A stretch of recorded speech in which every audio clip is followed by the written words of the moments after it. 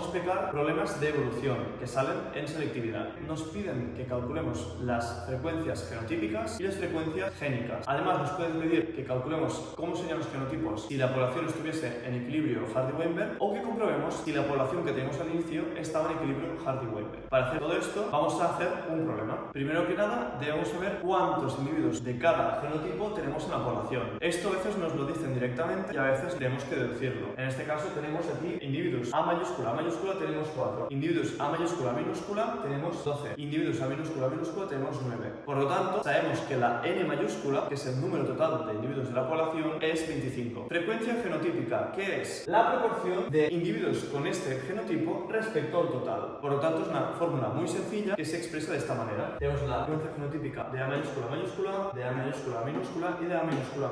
¿Cómo se expresa? Ponemos aquí NU, que NU será el número de individuos de este genotipo, y lo dividimos por el total, que es 25. Aquí lo mismo con este número de aquí, y aquí lo mismo con este número de aquí. Por lo tanto, tenemos 0,16, 0,48 y 0,36. Juntos, si lo sumáis, da 1. Por lo tanto, estas frecuencias representan la totalidad de todos los individuos. No nos hemos dejado ningún individuo para contar. Ahora, con todo esto, vamos a hacer las frecuencias génicas. Por lo tanto, la frecuencia en la que nos encontramos el alelo dentro de toda la población. Para ello, debemos usar estas fórmulas de aquí. Frecuencia del alelo A mayúscula dentro de toda la población, nos da igual cuántos genotipos hay, pues básicamente será coger la frecuencia genotípica de los individuos A mayúscula, porque estos tienen todo A mayúscula, por tanto nos interesa saber cuántos hay, y sumarle la frecuencia genotípica de los heterocigotos, sea A mayúscula, A minúscula, porque contienen al menos la mitad A mayúscula. Por lo tanto, la sumaremos, pero solo sumaremos la mitad, porque solo la mitad de sus alelos son A mayúscula. Con esto podemos saber la totalidad, la frecuencia del alelo A mayúscula dentro de toda la población. Y aquí lo mismo, si sustituimos esto por el resultado que nos ha dado y esto por el resultado que nos ha dado, nos acaba dando esto de aquí. Y fijémonos que 0,4 y 0,6 suman 1 también. Al ser una frecuencia, tienen que sumar todos 1, que sería el 100% de la población. Por lo tanto, una vez tenemos esto, ahora nos podrían preguntar, ¿estos datos que he dado aquí están en equilibrio Hardy-Weinberg? Y nosotros debemos comprobarlo. ¿Cómo se sabe si una población está en Hardy-Weinberg? Se tiene que hacer pan-mixing. Los individuos se tienen que mezclar al azar con todos. Y por lo tanto, no puede haber selección sexual. Por ejemplo, este individuo es más guapo, está mejor alimentado y por lo tanto solo quiero ir con él y no con otro que está más desnutrido. No, esta selección sexual no se puede permitir. Tiene que estar todos con todos. Por lo tanto, no debe afectar ni la selección natural, ni las mutaciones, ni las migraciones, ni la deriva genética. Cuando tenemos esto y tenemos pan-mixing, entonces lo que pasa es básicamente esto que explicaré ahora. Por lo tanto, la pan-mixing sería hacer este recuadro, donde todos los individuos machos de la población, todos los individuos hembra de la población, lo que hacen sería depositar sus gametos en un recipiente y allí se mezclaría aleatoriamente. Por lo tanto, debemos tener en cuenta que hay espermatozoides A mayúscula dentro de la población, porque fijaos que tenemos aquí